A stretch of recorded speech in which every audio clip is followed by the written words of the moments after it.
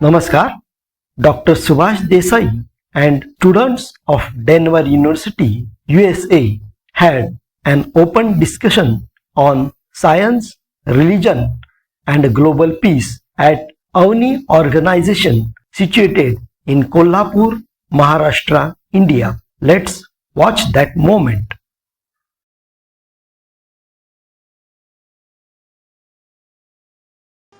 Dr. Subhash Desai, he is from this district and he was a lecturer in Shivaji University, Kolhapur. He is a philosopher, he is a writer, he is a journalist and also social activist. Um, there are so many political things happen in the state and country. So he is the one, he put the right analysis of different political movements, incidents. He used to write in Indian Express, which is leading newspaper, Times of India, which is leading newspaper, The Hindu, which is leading newspaper of India, and most importantly, he is one of our supporter of our organization. We know each other since last 20 years, and he's very selfless, like whatever he earns, he spends for others. He travels all over the world to study like Buddhism, different culture, writes the book. So very well connected globally. So I'm welcoming him from behalf of all of us. And he will whatever today he will talk about science and religion,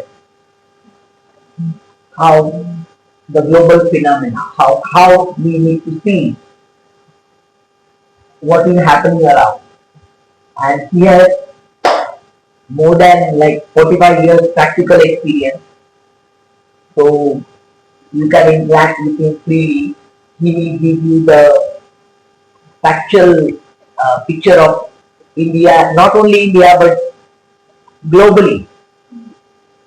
Now, before you came, you were talking about Indian politics, and we got a lot of perspective from him, how to see. So, he has fought for the rights of women here in Kolhapur for the temple entry. There is a goddess temple. How the higher caste Brahmins they have captured the whole power of running the temple in the state, different temples. So he has ran a movement and that he has brought into politics that how any other caste culture person can uh, become a priest in the various temples built and by our ancestors. So we will discuss this.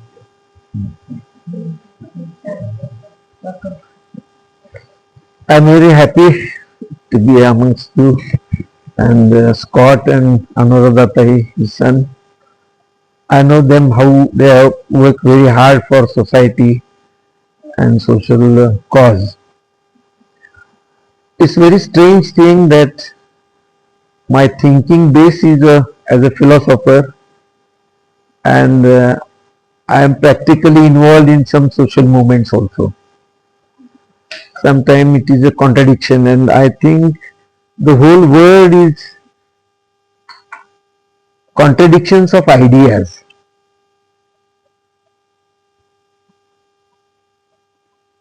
Generally, I think as a philosopher, what we call democracy, it started from Plato's Republic. I had been to Athens, I have written a book on Socrates. 2500 years back, there was a concept of democracy in Greece. At the same time, there was a republic in Gautam Buddha's capital. Siddhartha Gautam Buddha was a prince. His family background comes from royal family, as you must be knowing it. And there was also a republic. So democracy concept is not newly developed in the world. It is very old concept. Authoritarianism. There are different political systems in the world. They are also evolved now. But today I think there is no democracy in the world. I would like to understand from your concepts also about democracy. But what I see and observe, the whole world is dominated by dictators. So where is democracy? And the sufferer in Gaza Strip are women and children. There are some children who are born during this period. They don't know what is freedom. They are suffering, and their suffering is not all other human beings. We cannot stop their suffering. So such a situation is there where we cannot see there is a freedom, brotherhood, humanity. We lack this. This is a very strange thing. So basically, when political people are guided by some ideas, in India, there are two conflicts. One idea believes in one ruler, one religion, one political party, and another ideology believes in different things, freedom, freedom of expression, or you can say those who believe in Indian constitution and some don't believe in Indian constitution. There are two different ideologies. Personally, I belong to ideology of Pandit Jawaharlal Nehru and Gandhi. When your mayor of New York refers Pandit Jawaharlal Nehru, we are very happy. And another thing I find, in Indian philosophy, you can say, when we come to Indian philosophy, in Indian philosophy, what you understand in media as a Hindu religion has no founder. It is a culture. And this culture, if you want to form or find true form of Hinduism, you can read Buddhism. Gautam Buddha represents the pure form of Hinduism. In his religion, there was no difference between caste, creed or sex, anything.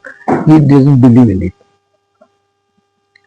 And Gautam Buddha, he wanted to find out what is the reason of social sorrow. He has not renunciated the world only for his own life, but he wanted to understand the root cause of sorrow in social life. So he did different sorts of meditation, tapasya, and one day he realized, and what he realized, that he called an enlightenment. So Indian people believe in the enlightenment, or some people call it moksha, mukti, liberation. But liberation is not to escapism, it is not escapism, it is, you are not to run from anything. Buddha said, it is not that you should not enjoy material life, but he said don't involve in it.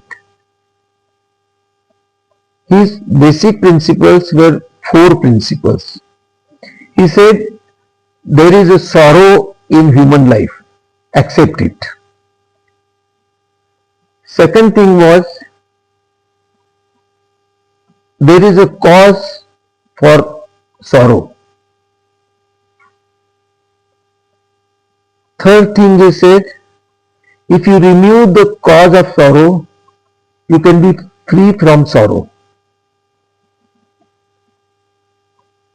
And fourth was, attachment is the root cause of sorrow. When you say, this is my car, this is my bank balance, this is my beautiful body, these are my children, he is my husband, he this and that. Whenever you say this is my, it is the reason for your attachment, and attachment brings you sorrow. So Buddha said, when you detach yourself from material world, you will experience freedom from sorrow. You will be happy. So these are the things which are called as Arya Satya. Buddha said Arya Satya. I don't know whether you have visited Varanasi or Sarnath, Buddha Gaya temple, I don't know. But basically, there was a time when Buddhism spread after 200 years. Emperor Ashoka, he spread Buddhism and message of Buddha all over the world. From Bamiyan, everywhere he said. Similarly, Jainism is also another ideology in India which was dominating. That was very similar to Buddha, but they more pressed on asceticism. And philosophically, we call it as a Shad Darshanas. Darshan means vision. So there are 6 darshanas, from which there are 4 who believe in the concept of God, and there are 4 who don't believe in concept of God. So religion is different, philosophy is different.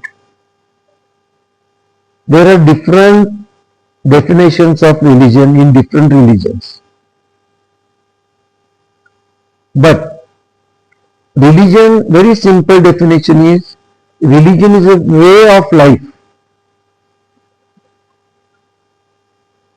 And philosophy is to understand the basic principle of the world or cosmos, whatever you may say. Buddhism, Jainism, Sankhya and Mimamsa, these are 4 scriptures which don't believe in God. They don't believe in casteism. They don't believe there is a heaven and hell. They don't believe in it. They don't believe even in reincarnation. And opposite to that ideology, they believe there are Chaturvarna, means 4 varnas, Brahman, Kshatriya, Vaishya, Shudra. They exist, they believe. They believe in idol worship. They believe in concept of reincarnation. They believe in concept of moksha, liberation. So these are the 4 concepts. And now in India, sometimes these 4 darshanas which don't believe in God, they dominate. Sometimes those who believe staunchly, they dominate. Now a period has come. They are very staunchly believing in concept of God. They believe there are different castes in society. They believe that there should be one religion, one party, politics, and one ruler. And when we say leftist, they don't believe in it, there is a tussle between this. And sometimes I feel India soon it will experience clash of civilization. And it is being expressed through political fields, social unrest. There are a number of students, girls and boys, they don't have jobs. Marriage is also a problem in India. Unemployment is a great problem. So these problems ultimately erupt like a volcano in society. And Gen Zs you have experience in Nepal, Tibet, some part of India, that also will soon all over India will be able to find out. There is no reason of any political party, but the new generation is erupting and old generation is unable to fathom their sorrows. They are unable to understand what they want. And it has triggered out because of the fast technological advancement. You must have experienced within these 10-20 years what technology has come. When you use X, Grok, ChatGPT, if you become addict to that, your brain will be hijacked. You individually will be slave of a new technology. Now in India, even in village level, mothers are very pleased that their 1 year child is also not leaving mobile from early morning to night. They are very pleased, but they don't know that boy is becoming slave. His eyes will be completely destroyed, sight will be destroyed, his brain will be destroyed. He will be slave of an idea. So this ideology of a new technology will make a slave. How will you save from that? That will be a new problem. Artificial intelligence, when I saw in Israel how they utilize it for farming, it's okay. When they use same technology to destroy human beings, that is another story. So basically, I think during whole perspective of the globe, Buddhism and Mahatma Gandhi's message of ahimsa, non-violence, will save the world. We are forgetting Abraham Lincoln very fast. In India, we are forgetting Buddha, Mahavir. And our effort is to revive their thoughts because they will save you, not technology. So technology has got limitations. How we have to use it is a very important thing because we don't observe nature.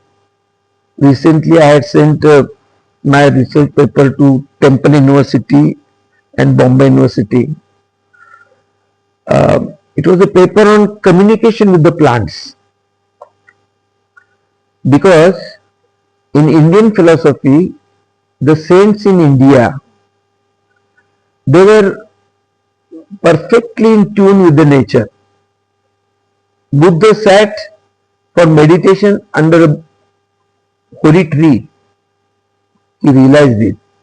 There are many saints in India. There is one Saint Tukaram. He was not qualified or went to any higher school or anything. But he said, this plant world is my relatives. They are my very close friends. He used to talk to them. And you will be surprised, I have experimented on plants because I firmly believe in Nobel laureate Jagdish Chandra Bose, our Indian scientist. He has experimented on plants. His book Response in Animate and Inanimate Object, it refers it. Crystoscope he attached to the plants and he has proved scientifically that plants have emotions, not like human beings, but in form of on that level. They do respond. When you want to cut a tree, they will be very fearful responses they will give. Cleo Baxter also did some experiments on attaching lie detector to plants. So I took two plants of a similar quality, and one I used to pray for it. I used to talk to the plant that I give you protection, my love is with you. Whatever I wanted to convey to him, I used to telepathically or anything used to convey. And after a week, I found that the plant which was giving me response was very positive. It grew more 1.5 inch than another plant. So these are the experiments which prove that plants do respond to music, your emotions, your thoughts. Anybody can experiment it. And I find the psychosis which is developed by technology can be cured by your relationship with the plants. Plant world will help you to reduce your psychological problems.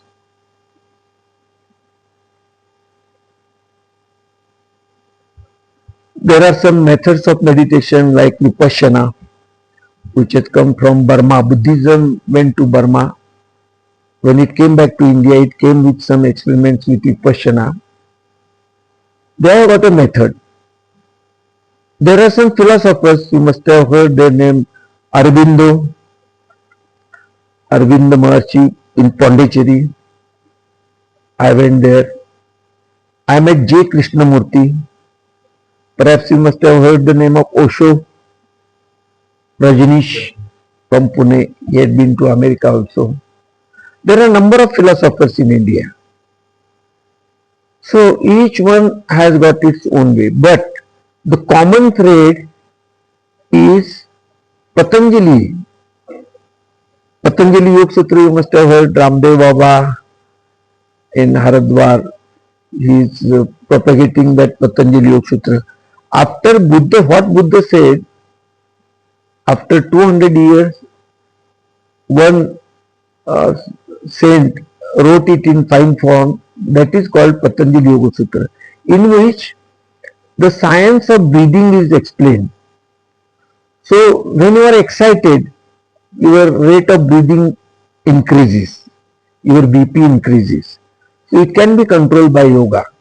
So if you practice regularly pranayam, breath control, there are some yogasanas. If you practice that also, that can also help to improve our mental agitations, BP. You need not go to any psychiatrist. These are the Indian methods which we try to use in our practical life. So the main difference between philosophy and religion is, as there is a difference between science and technology. Science is the theoretical part, technology is the practical application of it. Similarly, philosophy is the theoretical part and religion comes to a practical application of it. So both the things are little different. Usually we think that Indian, what when we understand religion, sometimes we misunderstand philosophy. Also like Hinduism, it's not like that. Philosophy is a very broad base, and I went to Jordan River where Christ got baptisma. I went to church where he was crucified. I went to Bethlehem. I went to different birthplaces of prophets and studied the different religion. I read Quran also and Bible also. I have established an organization which is called Unity of Different Religions. So there I invite Christian people, Muslims, Sikh, Buddhists, and different religious people come together and we discuss certain things. And then some people say, there is no difference between philosophically in Quran or everything is Guru Granth Sahib or Hindus Bhagavad Gita. So similarly,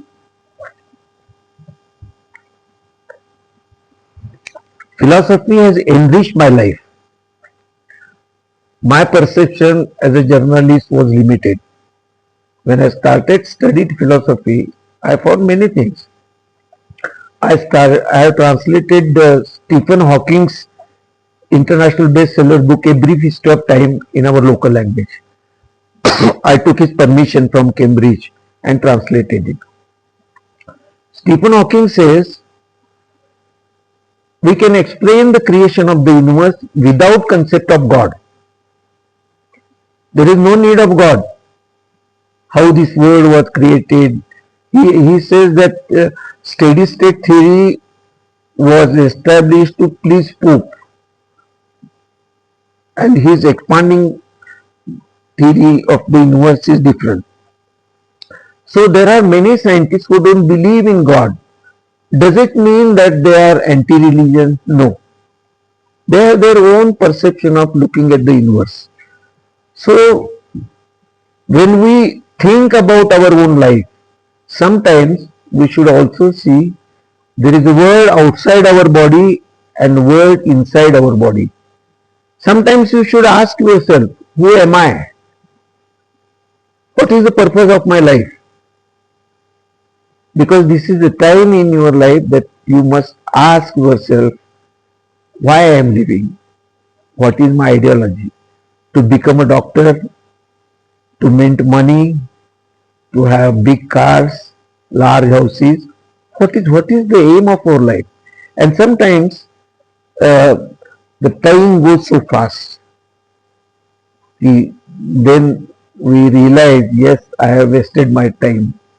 So time is a very crucial factor in life when you should think moment to moment about it. So sometimes when you close your eyes, it may not be following any guru, Maharaj or saint or anything, any philosophy. You think your life is itself a philosophy. You just imagine a small bird like a sparrow travels from Siberia to India. Recently I found in our area also migrated birds.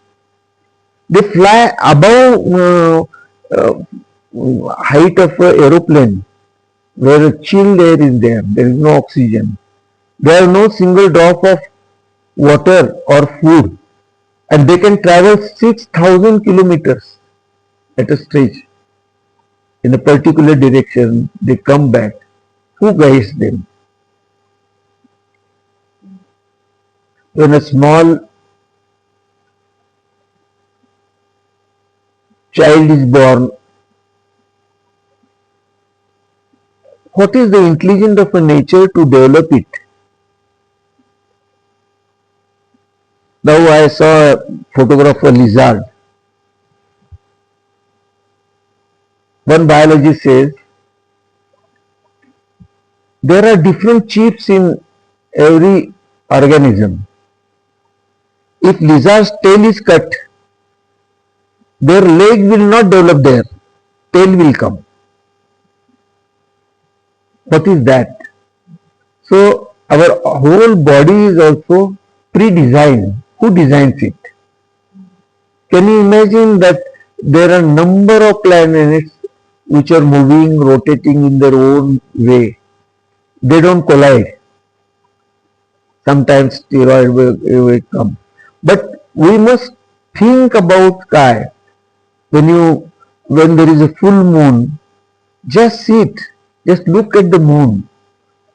You will have a feeling of pleasure, joy.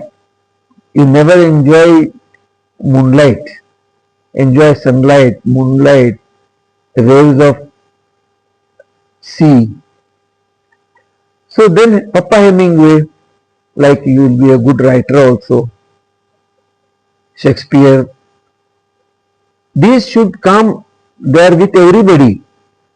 So our all hidden energies are hidden inside.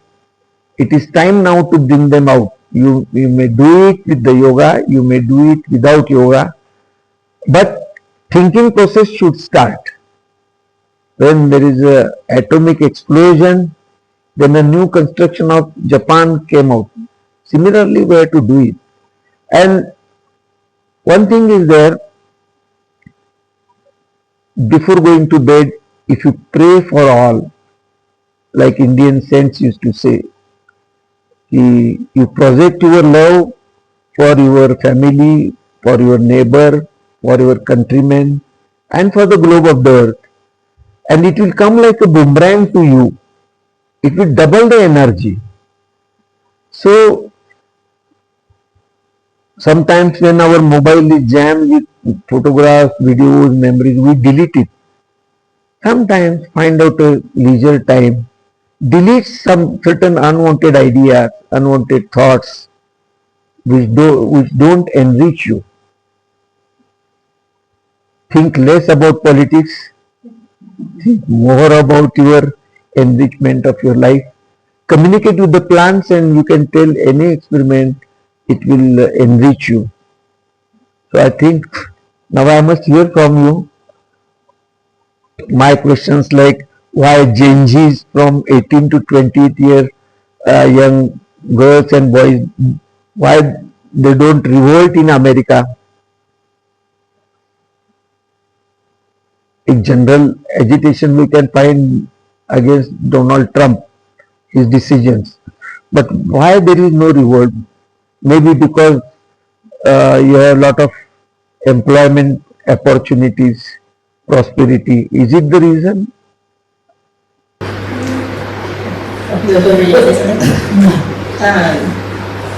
It's kind of answering this question and then yours overall, but I agree with the technology. It's good that all the information is there and you want to take it in, but it's just saving with religion. If you study every religion, but you don't take the time to slow down to process it, and that's the philosophy thinking part. If you don't think about what you're reading and everything you're taking in, then it doesn't mean anything. It's just, and I think that's where the 18 to 20 or the younger people, they know all the information, but they are scared to make change because either they don't know how, or they go, oh, I don't like that, and they'll make their own, but they're not taking the time to process.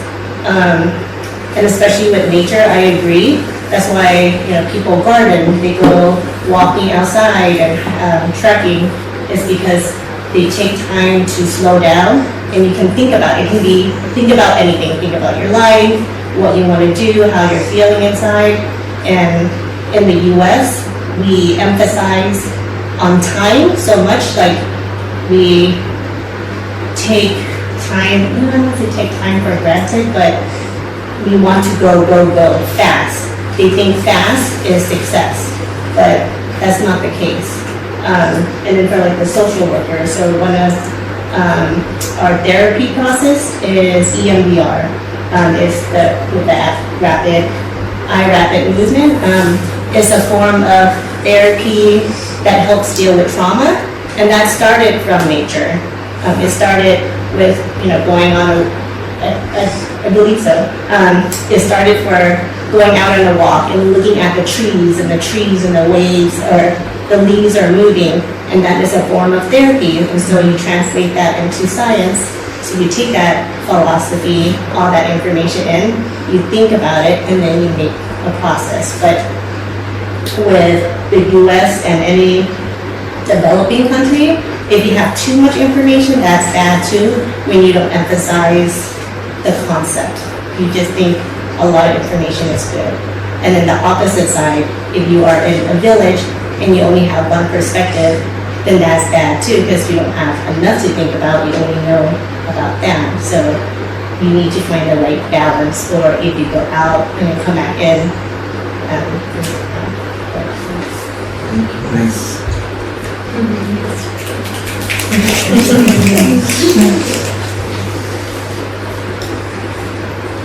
I think there's a lot of social conditions that keep people in general very disconnected, but especially young people.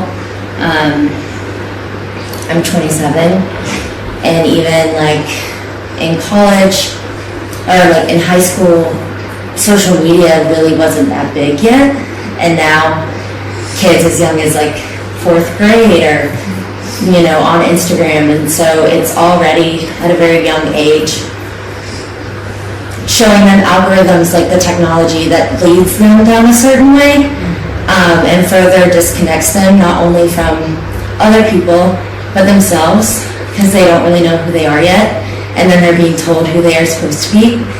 And I think especially with I'd say white males, 18 to 26,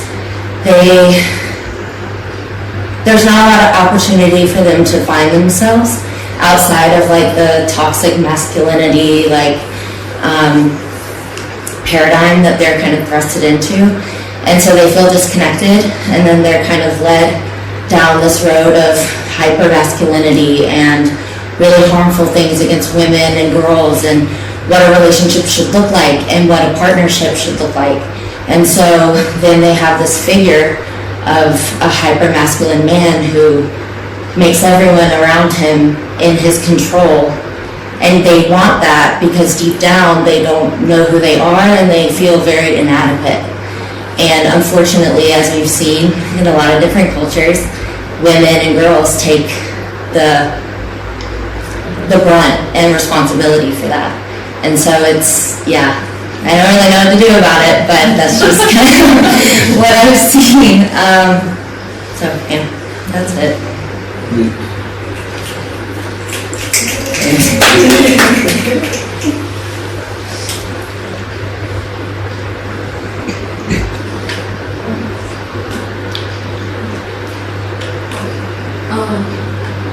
Can you repeat the question? Can you repeat your question real quick? Can you repeat?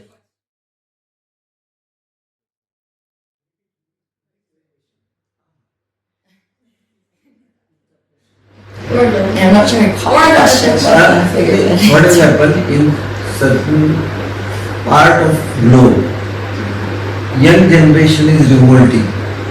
In Nepal, in Bhutan, in some part of India also, they are revolting against the political ideologies, political systems. They want to find out their own identity. They feel that there is some injustice with them, and political people are not capable to solve their problems. They want some change. So do American youths want some change in present political situation? That's it.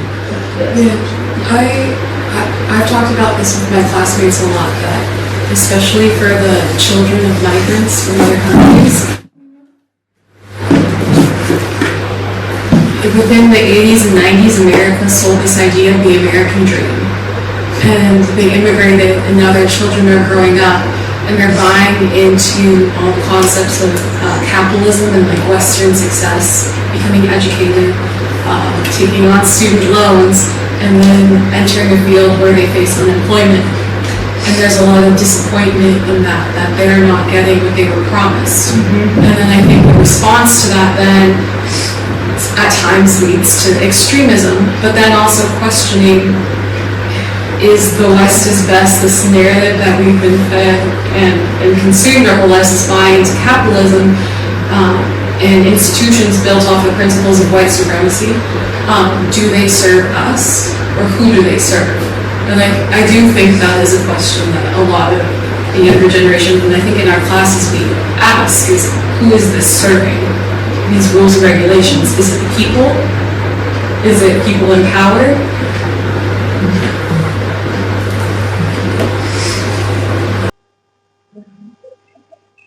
The main danger is that, as Stephen Hawking says, this earth is fragile, and if we use atom bombs and explode many things, earth may explode. And ecologically also you will find that the seasons have changed. There may be magnetic pull or gravitation pull in the earth has changed. Something is happening which is beyond our control. Unless we greenhouse gases or whatever it may be, But unless we human beings work wisely, behave wisely, otherwise we will destroy ourselves. That is the main danger. Maybe any political ideology, they should support ecology.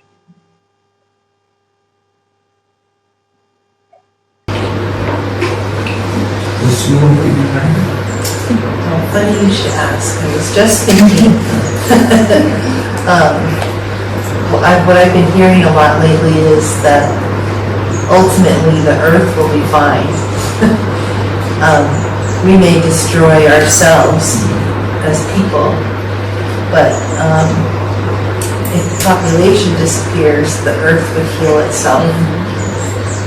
It's the people that are destroying the earth.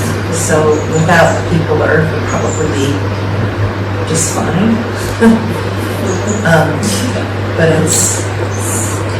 But we need the earth to survive. We need it in a healthy state. And that's what we're destroying, and therefore destroying ourselves.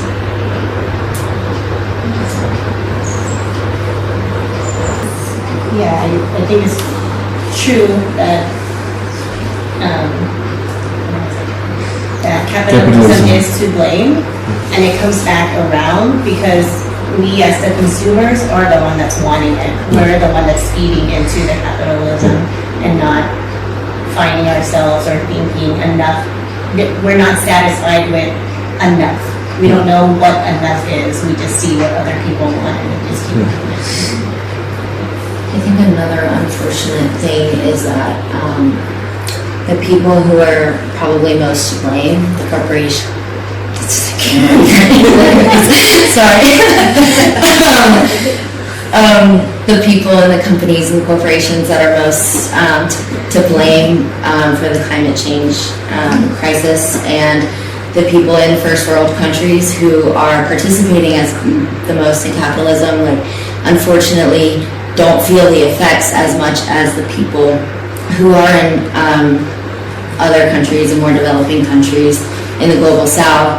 And you know, it's scary to think at what point does it have to be that, because I think we're in late stage capitalism, right? Like I don't think it's going to last much longer. We're going to have to come up with something else. But like the getting that actual shift to happen, how do we, you know, raise awareness for the people who aren't feeling the effects before the people who are can no longer survive in that system. And I think that's what I get overwhelmed by when I really think about what that'll look like in the coming decades.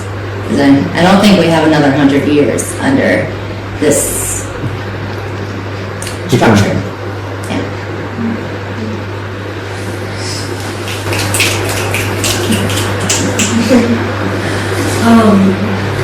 When we were studying capitalism within the political social change perspective, we read a book that said it was that capitalism seeks to encourage numbed out consumers, and it's again to feel that joy, to detach from that sorrow, and this is what's posed as the answer, is the consumerism, the buying into everything. And I think you see that replicated within our current presidency. I feel like how inundated the U.S. was within the first couple months of all the memos that were coming out, like all the reports that were coming out, sort of to overwhelm the general populace and have a numb audience to then be able to further whatever political agenda. And we talk a lot within the concept of like social work. So we feel a lot. Like we feel how this is affecting our clients, we feel how this is affecting ourselves and our industry and those we care about and vulnerable populations. How do we like bear the emotional toll? Like how do we continue to feel and not succumb into this state of being numb, because it's easier to bear than feeling so much. And I think like we found a lot of comfort in the joyous resistance, like resisting like the political machinations and rest as resistance. But I didn't know if you had any advice on how to continue to feel joy and continue to feel when there's so much happening around you.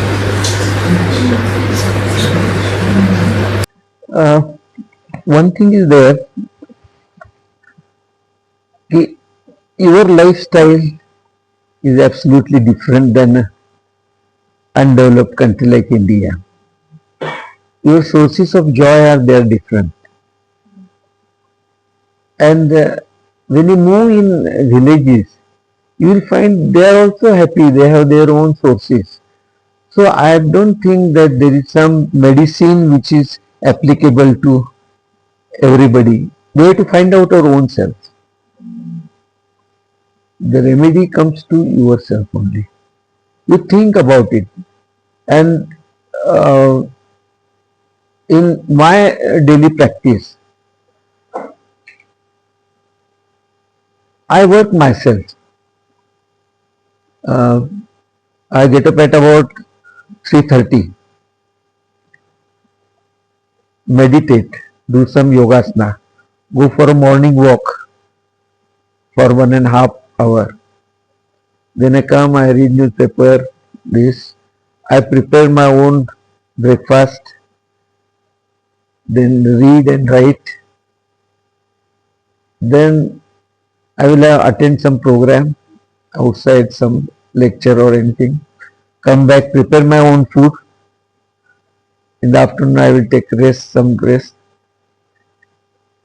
In the evening, after evening walk also, I come and meditate. During that meditation, after a long practice, now I can do my mind, a thoughtless state of mind I can experience. Even if you close your eyes, somebody in you is talking something, telling you something, you are hearing something. So, closing your eyes doesn't mean that your mind is calm. So, calmness of mind, this yoga and some regular auto-suggestion helps you. So, you can practice auto-suggestion. I don't know whether you have heard Beethoven, Mozart's symphonies. See a movie like Sound of Music. Wonderful. Good literature like Oscar Wilde. Read some stories like Happy Prince. And I had crossed Himalaya twice. I have moved almost all ranges of Himalaya. I have crossed Himalaya and went into Tibet for Kailash Manasarovar. That trekking I have done. Sometimes when I am alone, when I remember my journey, that also gives me joy. So some good events in your life, even if you find that somebody is hungry and if you feed him, that will give you also inner joy.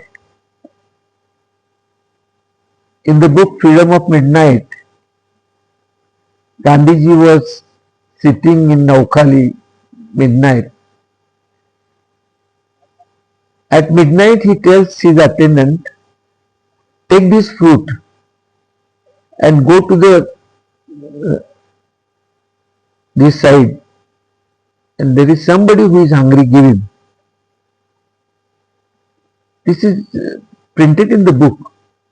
What made Gandhi to understand that somebody is hungry without seeing this? So this insight, when it develops with you, there are many things which are very easy. You will find real joy. When I remember a crystal clear water in Manas Sarovar, I still enjoy it. It gives me a source of bliss and peace. So, where to collect good memories, good thoughts, and some sacrifice, good sacrifice for somebody. Joy comes in small moments, doesn't it? I think we often think that joy is a state of being that lasts for a long time. Yes. And it doesn't. It comes in very small moments. It takes some practice to notice it.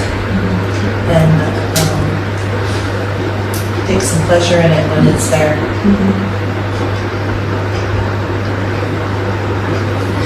You mentioned good sacrifice. Can you talk a little bit more about what maybe a bad sacrifice would look like, or was that just choice of term? No, I mean a selfless sacrifice for good cause. Durkheim was a philosopher, French philosopher. He used to say, find out intention behind any act, then you will realize whether the act is good or bad. Similarly, when you analyze it, then do sacrifice for that good purpose, if it is a good one. And apart from it, there is some inner certitude, what we call intuition. We analyze instinct, say for example, duck or anything, automatically it will go to water, tortoise, it will go to water. That is instinct, without knowing good or bad or analyzing anything. Above that, when instinct is evolved, we call it intellect. Then the thinking, cross thinking will come, analyze. And above that, we call intuition. Intuition is that which is without any reasoning process.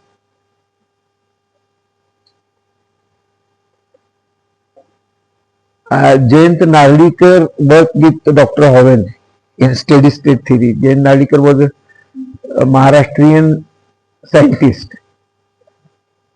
I interviewed him for newspaper. When I asked him, do you believe in intuition? He said, no, we don't believe in intuition.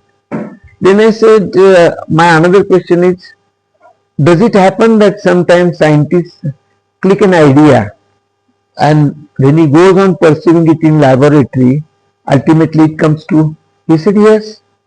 Then I said, this is the Webster's dictionary definition of intuition. So intuition is with everybody. Mother has intuition about child. When I went to Kailash Manas, the liaison officer was a brigadier in Border Security Force. He was from Punjab.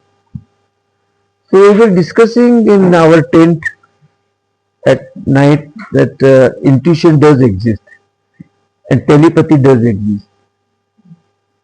So he said, yes, I don't believe in God, I don't believe in any religion, I don't do any puja or worship anything.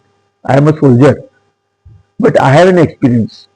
He said, during Indo-Pak war, I was on a border and there was some explosion and I became unconscious.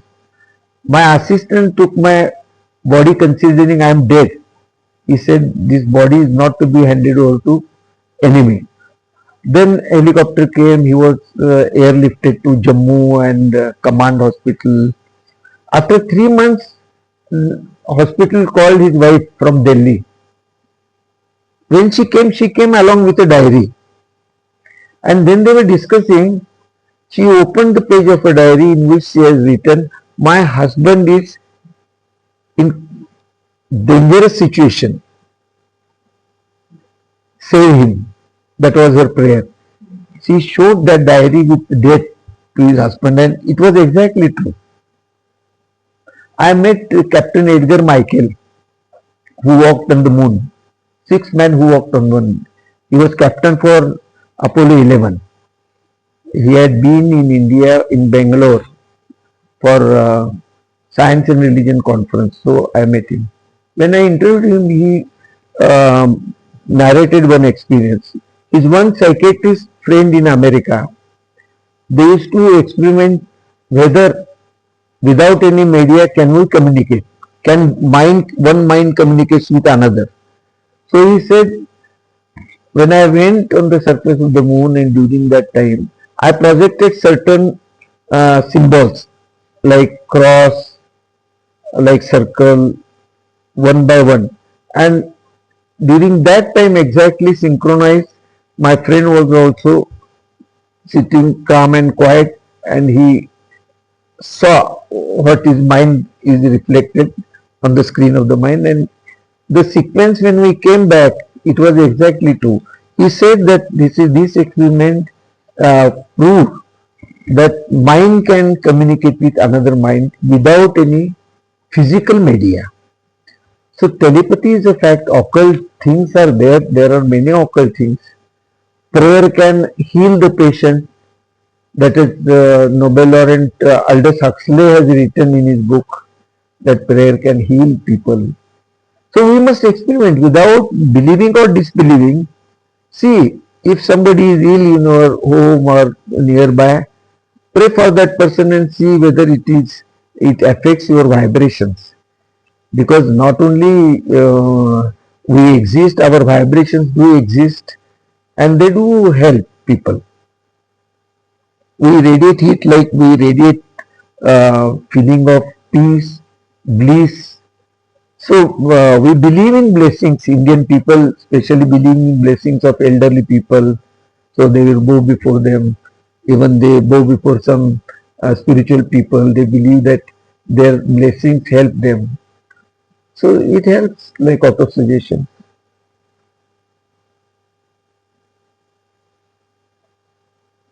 India is a very wonderful country. I have seen other countries, not as a motherland, but different cultural people, different traditions, different things, languages, food, nature. From Himalayan, like Switzerland, Himalaya is there, to Kanyakumari, like Siberian desert, Rajasthan, we experienced. Wonderful country. Can I ask one last question? So we've been talking a lot about women's and children's rights, and I'm curious about women's rights in particular and how women are viewed in India. And if that is rooted in any of the religious traditions, or if it's a cultural tradition that is detached from the religions, do you know what I'm asking? You are asking right question, because illiteracy is the main cause. They were not allowed to be educated. They were kept like slaves, and religion was one of the main reasons to keep them like slaves. Now, as education is going, as technological, they see TV now, they can use mobile, they know. So the span of understanding of women in India is expanding very rapidly, and one day they will revolt. That time is coming near. They are not still revolting because religion has taught them not to revolt. Families have taught them not to revolt, but they are revolting now. So it will all change, and it's not. I mean, it's similar everywhere, I guess. In the U.S., Christianity is prominent, and Christianity has also found a way to keep women down. I guess it isn't necessarily an inherent part of the religion. It's just that people in power have found a way to use religion to make that. And recently what has happened, as Indian women is being educated, she will have her own job, some reservation in her own job. When she has her own money, she knows for her livelihood she is not depending on anybody. So her inner capacities are developing now. They can go into army, they can become pilot, they can become secretaries in government jobs, good medical practitioner, lawyer. They are happening now. Anyone has questions or want to add anything? So how did you feel? No,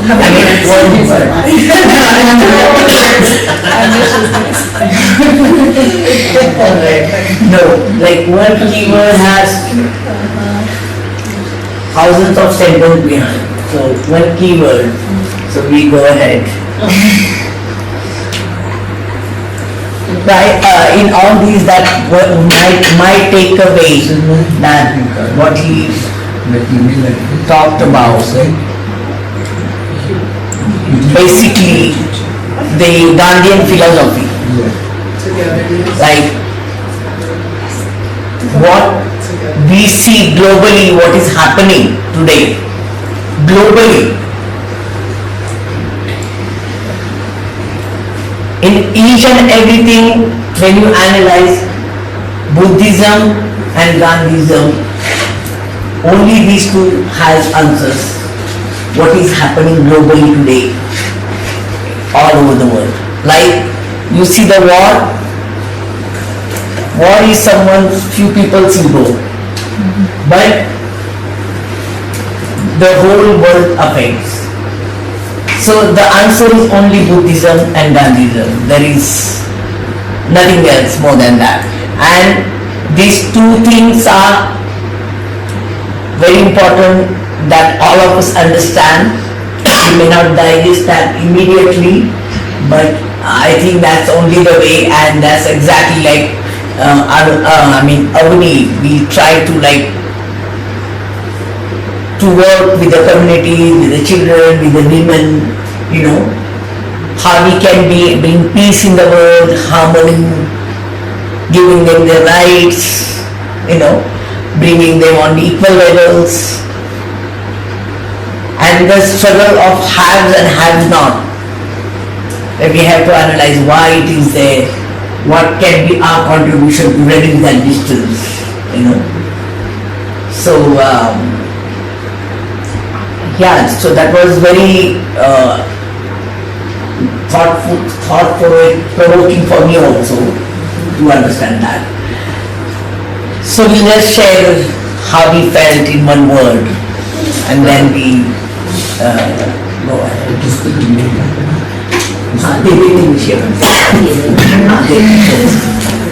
Like everyone, all of us. Sadly. You start with me.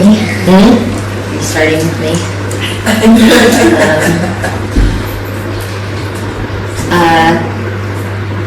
Grateful.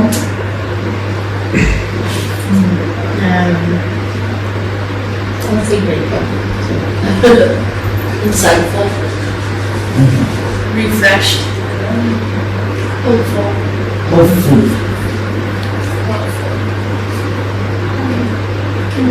Connectivity.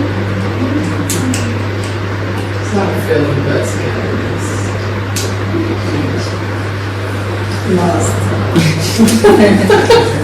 A warm-hearted.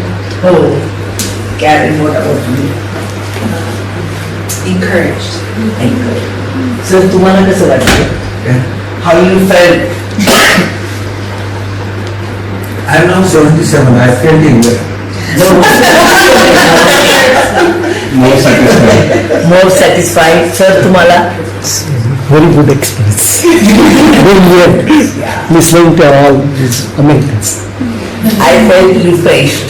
He really gave us his valuable time today, and he has got some gift for DU. You can keep that in your library and share. These are so valuable to me, yes, sir. And both of you take faculty. Yes, thank you so much. You can get up and take that. So they have it. They want photo. If you can just get up and. Photo opportunity. Yeah. मला पण यायचं.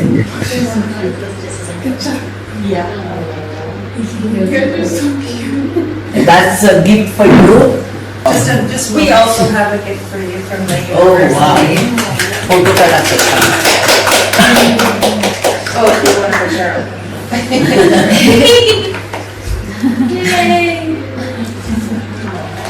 Thank you so much for your time. Thank you. Thank you. So bye. Oh, yeah, thank you.